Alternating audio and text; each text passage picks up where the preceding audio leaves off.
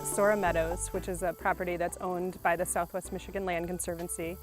It was donated to them by a local property owner who was interested in conservation. And it was a fallow farm field. It hadn't been farmed in, I don't know, 15 to 20 years probably.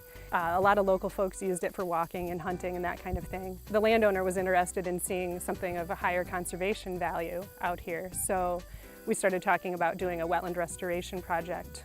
It was historic wetlands, part of the property was historic wetlands, but it wasn't particularly wet anymore.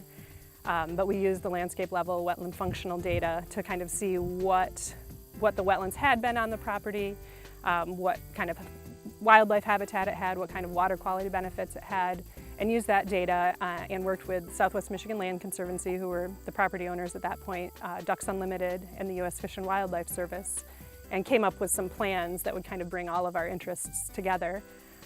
We worked with neighbors as well across the street who were having some flooding issues, were having too much water on their properties. And so we worked with the road commission, the county road commission, to put a culvert under the road, bring some of that extra water here onto this site.